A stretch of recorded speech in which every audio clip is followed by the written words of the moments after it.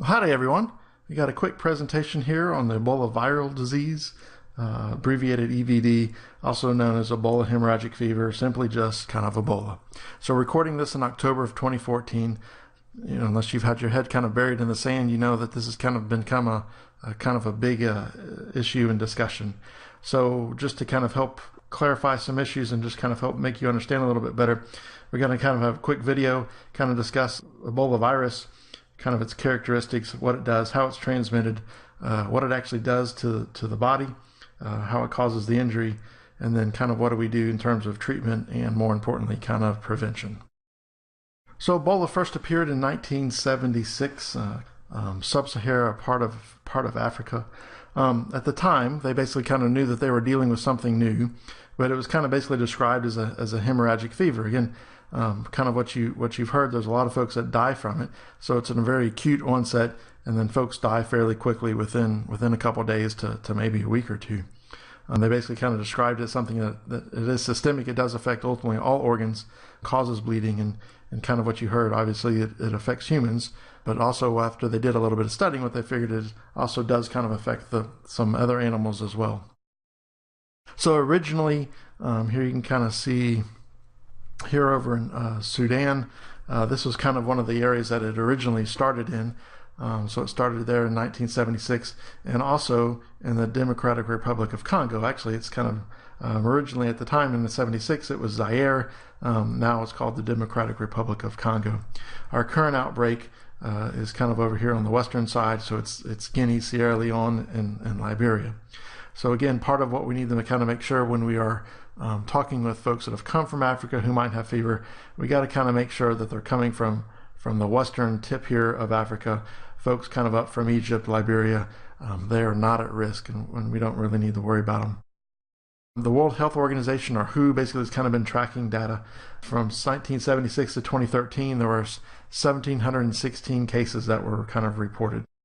The 2014 data, and actually over the years there's been several outbreaks. The latest basically is started again earlier this year in 2014. Basically what the World Health Organization knows is almost 10,000 cases with almost a little over 4,800 deaths. Now, those are kind of estimates. Actually, these are known cases, but basically the WHO's basically estimating there's probably 2.5 times more that we don't know about. These are basically the known cases. So again, these parts of Africa are not, the infrastructure is fairly poor. It's not like they have telephones or cars that they can drive around. There's probably lots of deaths that are occurring that are not documented, that are not known. So there could be many worse cases that are there. Again, you kind of look at this as kind of characteristic of what you hear a lot. Of those that get it, there's about 50% that ultimately will kind of die. Again, look at these death rates basically come from these third world countries. Think in terms of what they have. They really don't have a good lot of infrastructure in terms of roads, in terms of sewer or running water.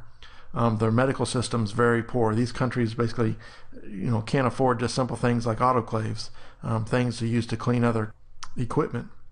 They don't have a lot of the protective clothing that we kind of have, and also are still kind of reusing, don't understand a lot of the disease transmission processes, and still are using kind of reusing needles, reusing other parts. So basically, as you kind of hear the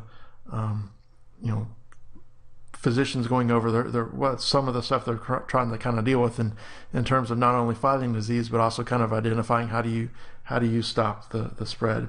Again, we kind of hear about the 50% of the folks that die. This is not as easy to get as some folks want to believe. Basically, the statistics on it is there's a 16% transmission rate. So of those that come in contact with the fluids, only about 16% actually become infected with the virus. So obviously you don't want to be part of the 16%, but again, kind of with proper protective equipment, making sure that we're following good hygiene and kind of following proper protocol, it really does limit the exposure.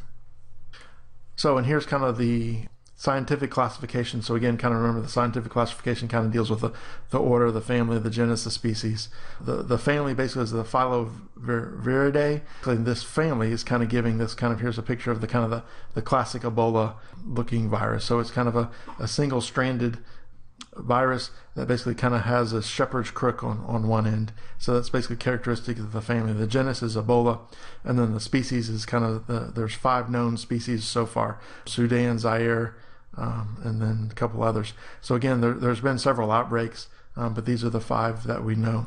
Now, the outbreaks that are currently in Africa, and actually the one that was in Zalis, is a strain of the Zaire species, which actually is kind of not the best news, because actually, if you kind of notice, it does have that does have a much higher mortality rate than kind of some of the other viruses, where they're closer to 50%.